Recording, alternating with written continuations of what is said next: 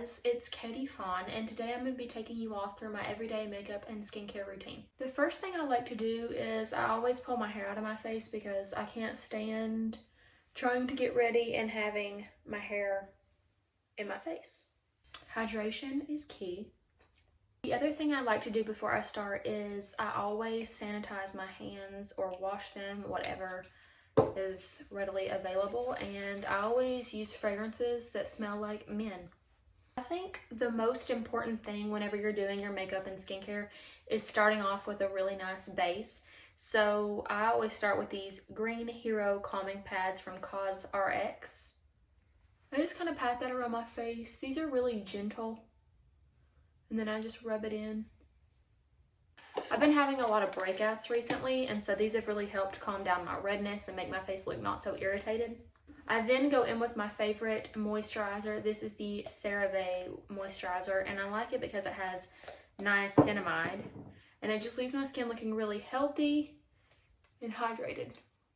I then go in with an eye cream. I like this one because it has a yellow base, so it kind of color corrects and makes everything look nice and put together. And then we can't forget about SPF. This one doesn't feel like an SPF, and that's the main reason that I like it. It just feels like another moisturizer, and it doesn't smell or anything like that. Next thing I like to do is prep my lips. I find that they always get dry, or my concealer or anything might stick to it, or stick to my lips. So I use Aquaphor. I don't always do this, but under special circumstances like today, I like to take a facial roller that's a little bit cool and roll it over my face, especially if I'm feeling puffy or if I feel like I need to just do some lymphatic drainage techniques. On the everyday, I don't like to wear a whole lot of makeup. I like to keep it really natural. Even if I'm going out somewhere and doing something, I still like to keep my makeup really natural. And then I can like make the eyes look a little bit fancy or something like that. But as far as my base goes, I just like to use a concealer or something really light coverage. And as you can see, I have some pimples and breakouts and stuff going on right now. So I'm going to take this little Neutrogena concealer and go over those. Just any redness or anything that I like want to color correct or something, I just will cover up like this. I like this concealer because it has hyaluronic acid in it, as well as peptides and antioxidants. It's actually just called their Healthy Skin Concealer, and that's what I like about it, is it does make your skin just look healthy. And then I just take my finger and blend it in. Alright, so as you can see, that kind of just evened out my skin tone and covered up my acne scars and blemishes and that kind of thing. And so now what I like to do is keep working on the base, and then I move to the eyes. I kind of do things out of order a little bit, but that's just the way that I find it works for me. My favorite concealer of all time is the Glossier concealer. This one's actually really, really old, but it's my absolute favorite. And I don't know that I'll ever be able to find another one that tops it as far as like under my eyes go. I really like my makeup to look natural and glowy, and I feel like your skin on your face is a reflection of the things you put into your body. And so I always want my skin to just be radiant and look really nice and really healthy. I go back and forth between these two products. This is a highlighter, and this is just an oil serum hybrid. I think today I'm going to use this one. I may mix them, I don't know. But I just use a little bit of that, like that much, and dab it between my fingers and dab it on my skin. The next thing I like to do is cream contour. Sometimes I just use a bronzer, sometimes I do cream contour, either one works. But I take this shade from the Tom Ford palette, and I actually just use my finger. Some people use a brush, whatever works for you. I just use my finger and go in the places where I would normally contour. Because I am having some breakouts over here, I'm just going to try to go under those rather than on them, so I'm not like putting the attention towards my breakouts. I'm a little bit messy at this part just because it's cream, and so I feel like you have a little bit more wiggle room with it. You don't have to worry as much, especially with this formula. It doesn't dry down fast or anything like that. Sometimes if I have something I'm going to, some sort of event, I will go over with powder. Sometimes I don't, just depends. I really just try to keep everything really simple and quick and pretty.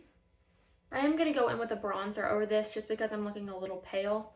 This is a little travel size from Bare Minerals. Use this tapered brush, and I don't really have a lot of structure to doing this. I just kind of warm up my face and go until I don't think it looks good. Until I think it looks good, I guess. So that looks good enough for me. I like to go in with these Chanel blush sticks. They're my absolute favorite. And then I just put that right where the sun would naturally hit you, on the bridge of the nose, a little bit under here. I know some people think that's a little crazy to put it under your eye, but I always get sun right under there, and I think that it looks more natural than anything. I just like to use my finger to blend this out. Okay, so now that that is done, I'd like to move on to my eyebrows and continue like framing the face. Sometimes I take a long time to do my eyebrows. It really just depends.